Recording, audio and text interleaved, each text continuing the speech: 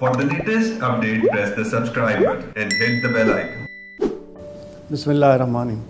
बहुत शुक्रिया, फार्मिंगो के प्लेटफॉर्म से दोबारा मुझे आपसे गुफ्तगू करने का मौका मिला है और सेहत आमा के हवाले से बहुत बड़ी काविश है जो फार्मिंगो अंजाम दे रही है और मुझे उम्मीद है कि आइंदा भी इस तरह के पब्लिक के फ़ायदे के लिए इस तरह के प्रोग्राम होते रहेंगे। मेरा नाम डॉक्टर मोहम्मद अशरफ है। मैं बेसिकली चेस्ट फिजिशियन हूँ। इंटरेस्ट मेरा डायबिटीज़ और हाइपरटेंशन है और उसी के हवाले से आज आपसे गुफ्तगू होगी कि शुगर के मामलात, ब्लड प्रेशर के मामलात, मोटापे के मामलात किस तरह से हम इसको रेगुलेट करें और किस तरह से अपनी ज़िंदगी को बेहतर अंदाज में गुजारने की कोशिश करें।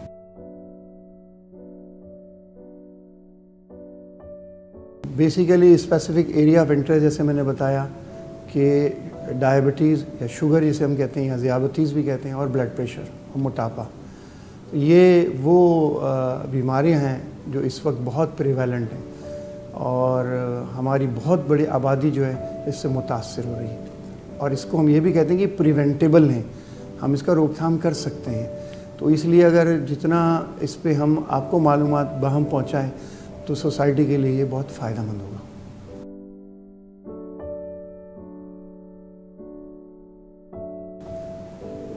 Sir, can you brief the discussion on hypertension?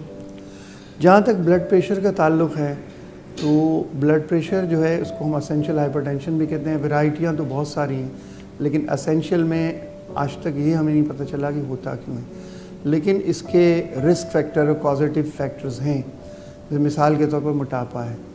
अब अगर मोटापा है या सेडेंट्री लाइफ स्टाइल है, सेडेंट्री से मतलब है कि बैठे रहने का काम है, ज़्यादा चलना फिरना नहीं है, तफक्कुरात ज़्यादा हैं, डिप्रेशन ज़्यादा है, तो फिर आहिस्ता आहिस्ता ब्लड प्रेशर जो है 35-40 साल के बाद बढ़ना शुरू हो जाता है।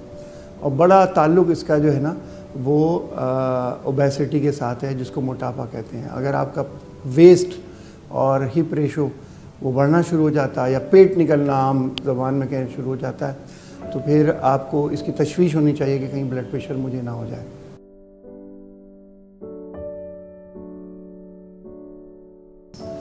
जहाँ तक शुगर का ताल्लुक़ है तो आम सी बात है, ऐसा कौन सा शख्स होगा जो शहर में जिसे ये ना पता हो कि शुगर क्या है।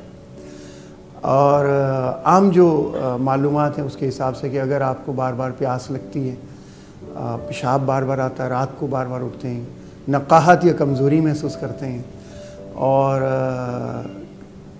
काम में दिल नहीं लगता, बहुत जल्दी काम करने में थक जाते हैं, तो फिर जो भूख भी ज़्यादा लगती है और फिर भी वज़न कम हो रहा होता है, तो ये शुरुआत हैं, अलामात हैं उसकी, जिससे ये पता चलता है कि भाई अब शुगर के मामलात अगर आ रहे हैं तो हम उसको टेस्ट कर लें। तो पेशाब भी चेक किया जाता है, खून भी चेक किया जाता है, उससे पता चल जाता है।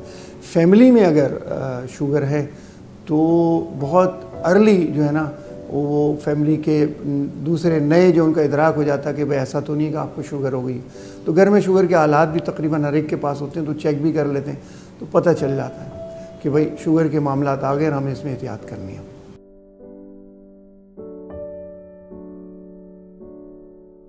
जहाँ तक इसका ताल्लुक़ है कि शुगर को किस तरह से हम बहुत पहले डिटेक्ट कर लें, तो इसका बेहतरीन तरीक़ा जो है ना कि अवेयरनेस है। अगर मैं इसके लिए कॉन्शियस हूँ और मुझे ये समझ आती है कि यार ऐसा तो नहीं है कि मुझे बार बार पेशाब आ रहा है या नक़ात हो रही है और खाना भी ज़्यादा खा रहा हूँ, वज़न भी नहीं बढ़ रहा, कमज़ोरी भी हो गई है, छोटे मोटे अगर कोई चोट लग गई है, फोड़ा फुंसी है और वो जल्दी ठीक नहीं होता, तो फिर जो है हमको उसकी सोच आनी चाहिए कि भाई कहीं ऐसा शुगर तो नहीं है। अच्छा, अब ये बात है कि अगर टेस्ट कराते हैं और उसमें शुगर आ जाती है तो फिर सबसे पहला काम जो है वो हमें ये करना है कि हमारी डाइट को जो है ना वो रेगुलेट करना है। 4-5 चीज़ें हैं शुगर को कंट्रोल करने के लिए।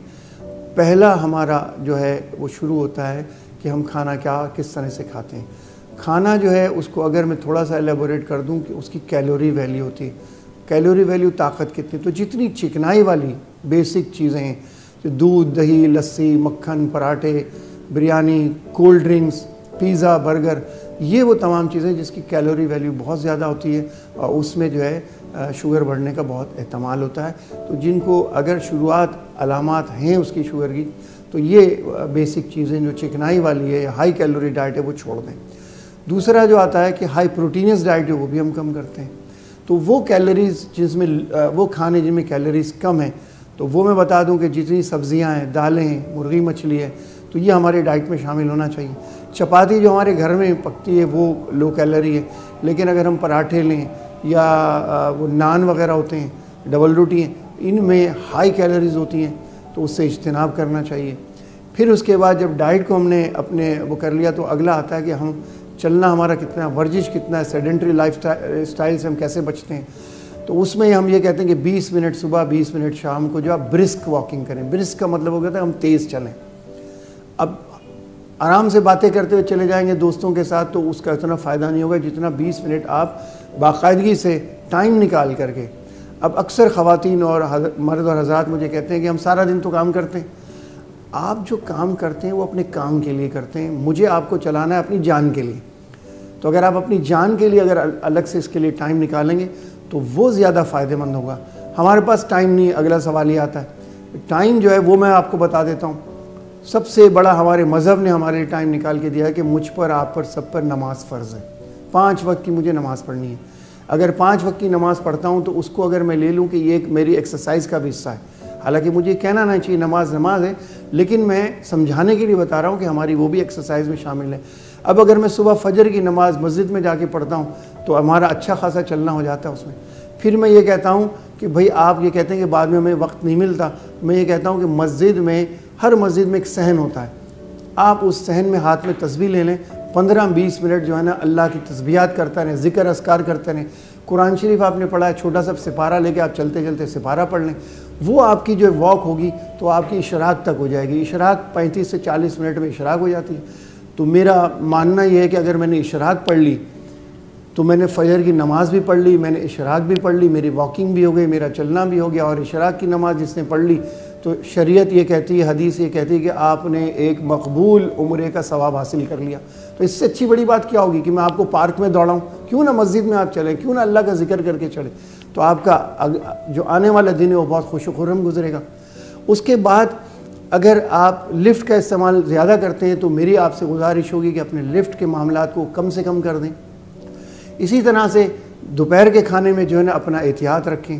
रात के खाने में, अब ये खानों का भी जो है ना मैं बीच में इसको ऐड कर दूं कि एक इसका बड़ा बेहतरीन जुमला है कि हमारा नाश्ता जो है वो बादशाहों वाला होना चाहिए। दोपहर का खाना हमारा वज़ीरों वाला, रात का खाना जो है हमारा फ़कीरों वाला होना चाहिए। लेकिन आप देख लें कि हमारा लाइफ स्टाइल ये कि हमारा रात का खाना जो है ना वो बादशाहों वाला होता है और सुबह जो नाश्ता जो हमें करके जाना है वो एक चाय का प्याला पी के हम निकल जाते हैं। ऐसा नहीं होना चाहिए। जो रूल्स रेगुलेशन तय हैं और दुनिया में ये राइज है उसको ज़रूर अपनाएं, तो खाने पीने के मामला से लेकर के बहुत सारी चीज़ें हमारी स्ट्रीमलाइन हो जाएंगी। तो पहला डाइट कंट्रोल आ गया, दूसरी एक्सरसाइज होगी, उसका तरीक़ा मैंने बता दिया। तीसरा जो आता है वो आता है कि डिप्रेशन, गुस्सा, तफक्कुरात। हत्तुल इम्कान कोशिश करेंगे ऐसी चीज़ों से इज्तनाब करें जो बहुत ज़्यादा आप पर बर्डन डालती हो जहनी तौर पर। और अक्सर हमने ये देखा है कि अक्सर लोग जो है ना वो डिप्रेशन के या तफक्कुरात के मामले में एक जुमला मैं कहता हूँ, आ बैल मुझे मार। खामो खाई में जो है ना टीवी चैनल से लेकर एंकर से लेकर के अपने आप को परेशान करते हैं। तो इसको कम से कम आप कर दें। तीसरी और चौथी अहम चीज़ जो है वो ये है कि अब वो आ जाती है डाइट के बाद, वर्जिश के बाद वो आती है दवाइयों का जो लेवल है वो आखिर में आता है। अब हम क्या समझते हैं कि बस हम गोली खा लें और जो है शुगर हमारी कंट्रोल हो जाए, ऐसा होता नहीं है। स्टेप वाइज चलते हैं तो फिर सारी चीज़ें आते हैं। अक्सर लोग क्या करते हैं कि वो सिर्फ दवाइयों पर डिपेंड करते हैं वर्जिश के मामलात में, खाने पीने के मामलात में। और मैं आपको क्या बताऊंगा, आप खुद देख लेते हैं हमारी दावतों में क्या हाल होता है हमारा। ऐसा लगता है कि वो पूरे हफ्ते का खाना हमने आज ही खा लेना है, उसके बाद हमें मिलेगा नहीं, और उसमें किसी किस्म का भी कंट्रोल नहीं होता। तो यहाँ ये भी कहता चलूँ कि हम एक हफ़्ता जो है वो क्या कहना चाहिए उसको परहेज़ करते हैं और सैटरडे या संडे की रात को उसका पूरा हिसाब किताब बराबर कर देते हैं। एक बोतल हमें जहाँ कोल्ड ड्रिंक्स इसमें बिल्कुल मना है पीना, लेकिन हम जो है ना एक नहीं होती 3 या 4 होती है। आइसक्रीम एक नहीं होती 3 या 4। ये सारी जो है हाई कैलोरी डाइट्स हैं और उसके बाद वो रात भर सो भी नहीं पाते। आप ये मुशाहिदे में मैं उसमें क्या, तो इस वजह से सिर्फ दवाइयों गोलियों पर इन्हिसार नहीं करना चाहिए। और अगर आप करते हैं तो फिर बाकायदगी से दवा भी इस्तेमाल करें। अगर इससे कंट्रोल नहीं है तो फिर हमारे पास इंसुलिन है, हम उसको भी इस्तेमाल करते हैं। तो लेकिन शुरू की जो मैंने 3 चीज़ें बताई अगर हम वो कर लें तो बहुत शुरू में ही जो आपका सवाल है कि मैं बग़ैर गोलियों पर पहुँचे हुए जो है अपनी शुगर को कंट्रोल कर लूँगा, अपने वज़न को भी कंट्रोल कर लूँगा। और अगर इस तरह से चले तो मेरा ख्याल है कि बहुत सारे लोग जो है ना वो शुगर के मामला से बच जाएंगे। फिर मैं अर्ज़ करता चलूँ कि मेरी अपनी प्रैक्टिस जो है कराची में जमाल नूर हॉस्पिटल है, दोराजी रंगूनवाला हॉल के पास। ये 100 बेडेड हॉस्पिटल है, मैं इसका मेडिकल डायरेक्टर हूँ और शाम में मेरी प्रैक्टिस है 4 to 9। marham.pk की वेबसाइट से मुझसे आप रब्ता कायम कर सकते हैं। जमाल नूर हॉस्पिटल में मेरी सिटिंग है 5 to 9। बहुत शुक्रिया, बहुत शुक्रिया।